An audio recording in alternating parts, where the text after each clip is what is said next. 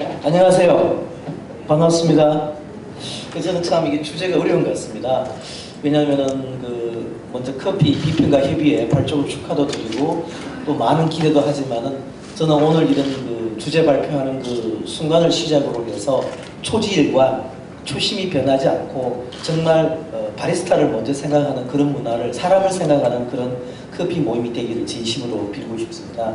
왜냐하면 이제는 현실과 이상이 항상 갈등을 겪게 되고 여러 가지 있기 때문에 단순하지는 않은 이슈 같아요. 그래서 일단 제목은 바리스타의 꿈과 미래라고 적어봤습니다. 예. 그래서 이제 제가 하는 게 이장호 박사의 커피 토크인데 이게 2011년 12월 29일 날 제가 미국의 커피 탐방을 3주간 다녀와서 바리스타도 따고 자격증도 포트랜드에 가서 500명을 모시고 하고 나서 한 1년 동안 지금 포커스 신문과 커피 데일리에 한 30회 정도 됐죠 이미. 그래서 32분을 모시고 인터뷰를 진행하고 있습니다. 그래서 정말 많이 우리 커피인들이 대화하고 소통할 수 있는 그런 기회를 주신 포커스의 어떤 생각, 미래를 보는 눈에 대해 감사드리고요. 네, 자 바리스타 우리가 잘 알지만 같이 한번 그러면 정의를 한번 내려볼까? 뭐 커피 추천하는 사람이죠.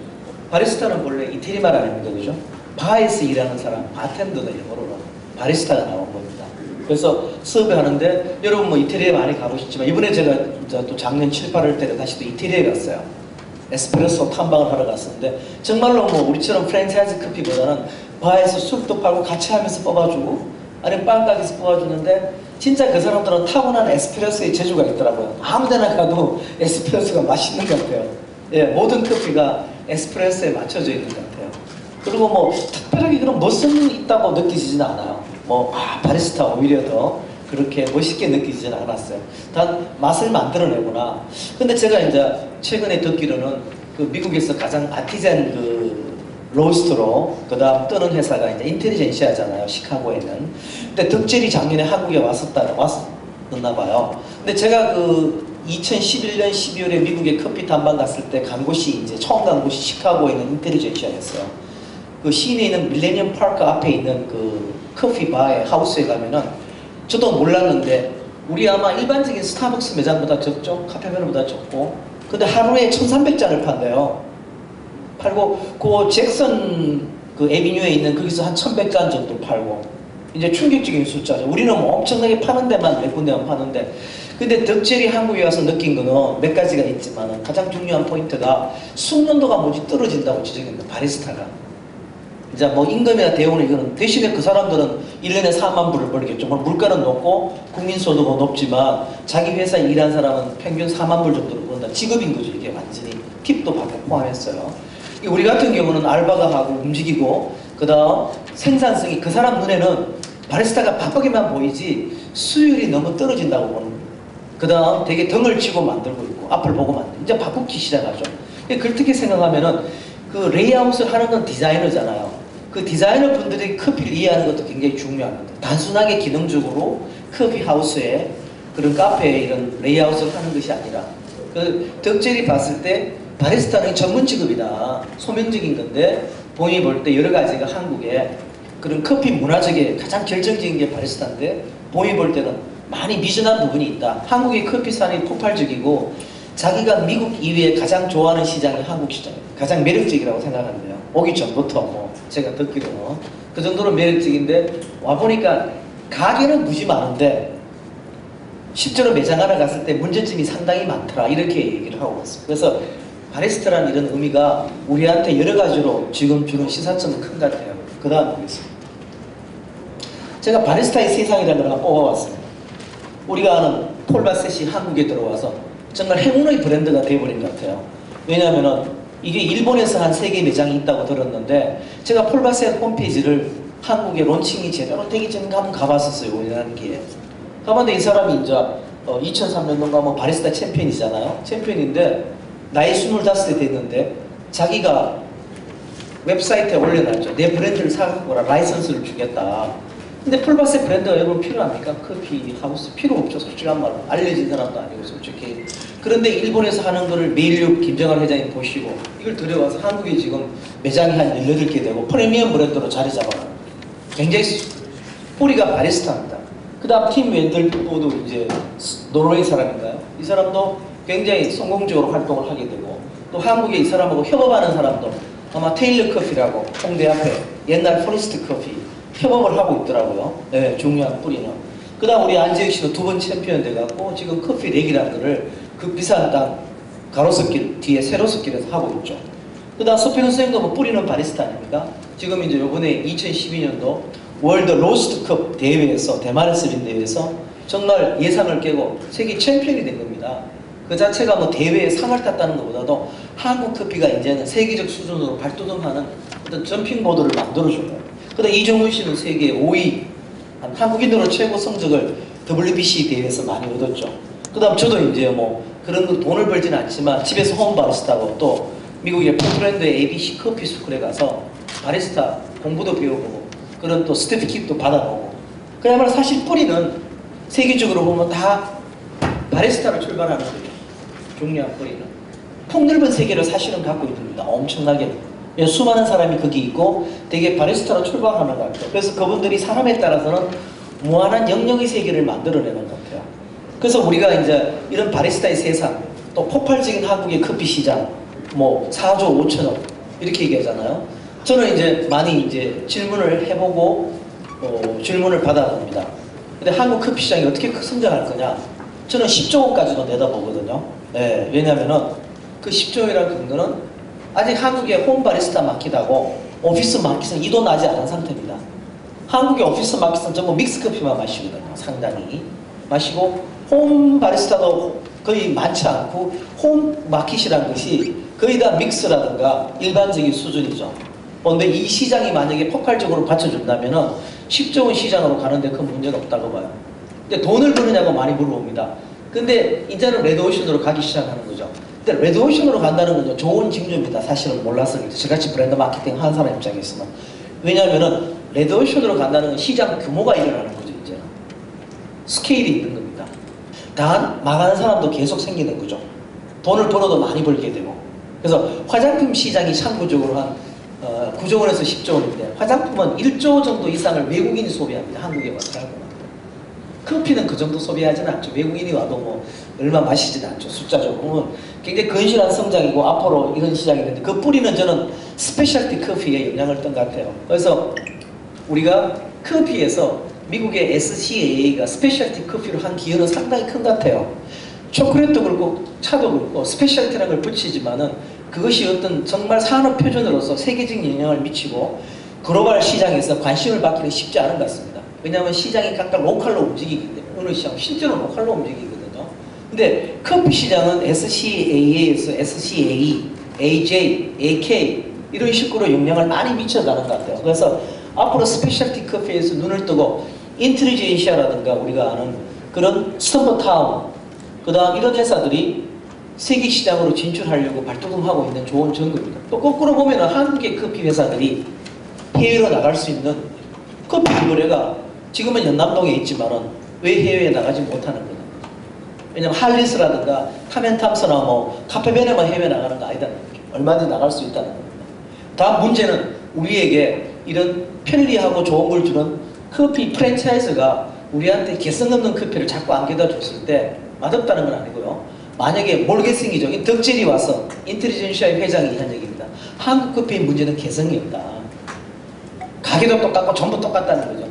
몰려있고 전부 다. 그러다 보니까 개성이 없다. 이거는 우리가 시장 생태계로 봤을 때는요. 굉장히 위험한 겁니다. 고객이 우리를 떠날 수 있는 굉장히 위험한 겁니다. 오늘 여기 모이신 모든 분들이 이제 당사자이기 때문에 시장이 커야 같이 나눠 먹는 겁니다. 파이가 커야 됩니다. 파이가 줄어들면은 이거는 아무런 의미가 없는 겁니다. 제가 보니. 그래서 이 프랜차이즈 커피는 우리한테 좋은 시장을 견인하는 좋은 긍정적인 요소인 동시에 부메랑으로 돌아올 수 있는 굉장히 위험한 요소이기도 리스크 팩터라고 저는 봅니다. 그래서 생기는 것이 바로 커피 브랜드와 바리스타 브랜드입니다. 제가 투썸 플레이스 가서 보고 트위터에 올렸어요. 소지섭이라는 배우가 소지섭 씨가 유명한 배우지만은 소지섭 메뉴가 정말 바람직하냐 아니면은 우리가 단 이정훈 브랜드 그죠? 안재 브랜드 메뉴 그게 바람직한 거냐 깊이 생각해 봐야 됩니다. 자 일반인들이 우리 이제 월간 커피에서도 우리가 커피 대회를 하죠. 한국 커피 챔피언을 뽑고 제가 또 이세나 대리를 가서 인터뷰도 했었어요.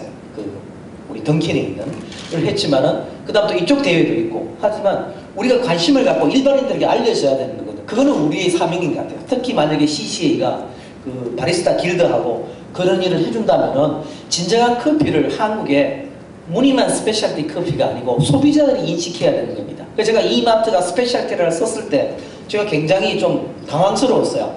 물론 마케팅적으로 그 표현을 쓸 수 있지만 커피 장사를 하고 싶어 한다면 스페셜티 커피를 남발하는 건 도덕적으로, 법적으로는 문제가 없어요.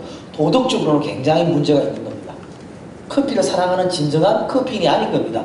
스페셜티 커피는 양심적으로 판단해서 등급을 받고 그 정도 그레이드가 됐을 때 쓰는 거지 커피 막 수입해갖고 팔아먹기 위해서 스페셜티 붙이는 거는 도덕적으로 한국 시장의 올바른 생태계에서 바람직하지 않다고 봅니다. 그 다음에 이제 우리가 자동 커피 머신과 반자동 커피 머신 이게 돌아섰을 때 과연 바리스타 역할이 뭐냐 이런 것들을 우리 새로운 시장 환경으로 저는 보아집니다. 전문직이라는 것 우리가 이런 컨센서스 이뤄갈 필요가 있는 겁니다. 이거는 왜냐하면 이익성과 효율성 이게 항상 상충되는 것 같아요. 현장에서 전문성하고 이익성하고 왜냐하면 그 급여를 100만 원에서 120만 원 주는 그 점주 CEO 입장에서는 쉬운 게 아니거든요. 왜냐하면 치열한 경쟁 레드오션 속에서 그걸 팔아갖고 돈을 준다는 게 쉬운 게 아닙니다. 임대료도 권리가 없는 현실 속에서. 하지만 덕질이 와서 지적한 대로 만약에 3사람 쓸 거를 2사람이 써서 전문 바리스타가 효율적이라면 이 길로 가야 되는데 우리는 너무 양에 치우쳐져 있어요. 우리나라 문화 자체가 좀 양적인 문화입니다. 질적인 문화라기보다는. 우리가 한번 커피가 양적으로 성장해온 지난 3, 4년이기 때문에 앞으로 다가오는 3, 4년은 이제는 질적 성장이 진정한 우리 커피 생태계가 제자리를 잡아가는 과정이 아닌가 생각됩니다. 왜냐? 그거는 커피 바리스타가 바로 누가 뭐라 해도 터치포인트입니다.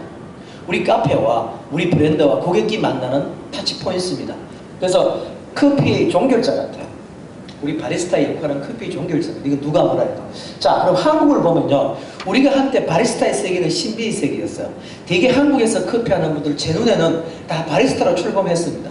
이것이 오랜 세월 지배해왔고 우리는 미국과 일본에서 영향을 받았잖아요. 그런데 서서히 우리는 로스트리에 눈을 뜨게 되고 지금은 커피 오리진 산지에 눈을 뜨는 우리 그 이현상 의장님도 산지에 전문가시잖아요. 그런 식으로 다 이렇게 순서가 혁신의 순서가 왼쪽으로 갑니다. 그런데 지금 우리가 재밌는 게 너무 쏠려버리는 거예요. 지금 현재 흐름이 서서히. 저는 이 흐름을 진정한 혁신이 양쪽으로 일어나야 될 것 같아요. 산지에서 로스트리 바리스타한테 균형이 있어야 되는데 전에는 너무 바리스타였고 지금은 또 너무 로스트리 이쪽으로 가버린 것 같아요. 그렇기 때문에 바리스타라는 직업에 대한 전문성이라든가 그에 대한 긍지가 오히려 아무 관심의 대상 바뀌었는데 이번에 CCA에서 저한테 그 주제를 주시면서 깜짝 놀랐어요. 이걸 한다. 예, 저는 커피로 강연을 많이 하고 기업에도 강의하고 뭐 여러 공개 강의도 하고 그러는데 이런 주제로 한 번은 부탁을 받아본 적이 없어요. 참 주제를 잘 정했다. 정말 이거는 누군가가 다뤄야 되고 단 엄청나게 쉽지 않은 주제라고는 저는 생각이 현실에 있습니다. 그래서 하지만 우리가 현실이 두려워서 그걸 다루지 못한다는 저는 좋은 방식은 아니라고 봅니다. 바리스타에게 우리가 주어지는 새로운 패러다임은 커피 큐레이터 같아요. 커피 큐레이터는요 뭐냐면은 그 기능이 합해지는 겁니다. 좋은 거를 발견할 수 있고 또 추천할 수 있고 또 비교할 수 있고 또 리드할 수 있어야 됩니다. 제가 주문할 때 어떨 때 갔어요. 이렇게 해보면 오늘 뭘 추천하시겠습니까? 여러분 귀찮아해요. 그냥 아무거나 먹지 그걸 왜 물어봐 나한테. 근데 잘하는 바리스타한테 가서 물어보면 오늘 우리 들어온 거는 어디고 예. 우리 여러분 여행 가시면 미국 특히나 유럽 여행 가시면 그 웨이터가 설명 쫙 하잖아요. 귀찮을 정도. 오늘 뭐 우리 뭐 초우다가 어떻고 뭐 수비 들어왔고 뭐 최고로 세머니 들어왔고 설명하듯이 바쁘지만 어느 정도 특히 프랜차이즈 말고 우리가 하는 인디 카페, 독립 카페는 이런 걸 시도해볼 만합니다. 네. 그 바리스타의 역할이 단순하게 메이커하는 그런 기능에 머무르는 게 아니라 큐레이터하는 큐레이션이 지금 시대의 대세거든요. 네. 고객을 위해서 맞춰주는 찾아가는 그런 커피를 만들어가니까 저는 생각합니다. 그래서 우리 바리스타가 정말 머무르는 게 아니라 많은 바리스타 중에서 일취월장해서 새로운 세계를 개척하는 혁신가도 계시고 그냥 머무르는 분도 계세요. 그래서 우리가 바리스타의 어떤 권리를 찾아드리고 그런 운동도 하고 좋은 문화도 만들어드리고 해야 되지만 동시에 바리스타들에게 자기 브랜드를 갖도록 그죠? 명찰도 새기고 자기 이름을 알려야 되니까 카페 주인이라면 오히려 바리스타 이름 새겨주고 그 그 바리스타 마케팅을 할 수 있도록 해야 됩니다. 그게 차별이 나는 거죠, 이미 그 자체가. 그리고 우리 집에 챔피언이 있다. 이건 엄청난 겁니다. 예, 엄청난 겁니다. 예, 이걸 또 알려야 되고 그런 식으로. 그 다음에 이제 가능하면 작은 카페일수록 트위터나 페이스북을 통해서 마케팅을 해야 될 것 같아요. 그래서 저는 주장하는 게 1인 카페가 혼자서 커피 사업을 하는데 생두 소싱하고 블렌딩하고 로스팅하고 커피 만들고 팔고 이거는 저는 그렇게 적합지 않다고 봅니다. 파트너십을 맺어서 몇 분이 공동으로 사업을 하든지 아니면은 원두를 아웃소싱하는 게 현명한 것 같아요. 그래서 1카페 방종호 대표는 굉장히 스마트한 분입니다. 4가지 원두를 소싱해서 가면 붙여놨잖아요. 이게 미국식 커피 방식입니다. 자기가 잘하는 걸 하는 겁니다. 손님에게 최고 좋은 커피를 대접하기 위해서 굳이 자기가 볶을 필요는 없는 거죠. 오히려 이런 쪽으로 마케팅을 하는 게 유리합니다. 그래서 이런 문장을 제가 전해봤습니다. 본래 문장은 최고의 바리스타도 최고의 커피가 없이는 이길 수가 없다는 이런 문장을 제가 뒤집어봐 수동태로 만들어봤습니다. 최고의 커피가 최고의 바리스타가 없으면 만들어질 수가 없는 겁니다. 우리가 한때는 바리스타가 다 만드는 줄 알았어요. 모든 걸 다. 알고 보니까 그게 아니더라. 로스팅이더라. 또 아니더라. 산지에 가야 되더라. 이걸 알게 됐는데 이 지나친 또 한쪽으로 쏠리는 현상은 바리스타가 본래 우리 갖고 있었던 그걸 다 너무 깨버리는 일순간에 누가 뭐라 해도 파이널 타치 포인트, 마지막 종결자인 마지막 접점이 바리스타가 최고의 커피를 만들 수 있는 겁니다. 그건 누가 뭐라 해도. 예. 그래서 이제 오늘 제가 또 보여드릴 슬라이드가 이겁니다. 완벽한 커피는 이거는 저기 그 캄포스라고 그 호주에 가보신 분은 호주의 그 가장 유명한 커피점 중에 하나죠. 그죠? 캄포스. 거기에 그 CEO, 커피에 미친 사람, 윌령이라는 사람이 이런 말 했어요. 완벽한 커피는 40% 콩, 40% 바리스타, 20% 머신, 요거로 이루어진다고 얘기했습니다. 근데 우리는 처음에 바리스타가 100%라고 믿고 나머지는 별로 덜 믿었던 것 같아요. 근데 지금은 또 거꾸로 콩과 나머지를 너무 믿고 바리스타를 너무 좁혀버린 것 같아요. 그래서 오늘 우리가 균형점을 찾자, 밸런스를 찾자, 밸런스적인 시각이 필요하다는 이런 제안을 한번 드려봅니다. 윌령의 말씀을 빌려서. 그래서 오늘 제가 이제 주제 발표에서 마지막 슬라이드는 이겁니다. 바리스타의 꿈과 미래 이야기에 귀를 기울이기 시작했던 이게 다는 아니죠. 이제 그냥 시작한 거라고 저는 봅니다. 그래서 저는 이제 커피스터 또 개인적으로 이렇게 많은 분들을 만나고 지금도 커피 탐방을 통해서 많은 전문가들에게 로스팅부터 드립, 뭐 캐넥스, 사이폰, 뭐 또 이제 기회가 되면은 어느 회사가 후원해 주시면 산지에 가서 또 헌팅하는 거를 또 한번 직접 배우고 싶은 소망입니다. 그래서 뜻을 모아서 비전을 갖고 우리 커피 생태계가 그렇게 더 발전할 수 있도록 경쟁을 해야죠. 치열한 경쟁을 해야 됩니다. 경쟁 없이 성장할 수는 없는 겁니다. 단 건전한 경쟁을 통해서 4조 5천억 시장을 10조 원이 될 때까지 같이 한번 키워나가는데 우리 뜻을 같이 하고 특히 그 가장 중심에 서 있는 바리스타를 오늘 이런 기회를 통해서 한번 되돌아보는 그런 좋은 시간을 가졌으면 합니다. 오늘 제 짧은 21분의 주제 발표 일단 마치도록 하겠습니다. 여러분 감사합니다. 마치도록 하겠습니다.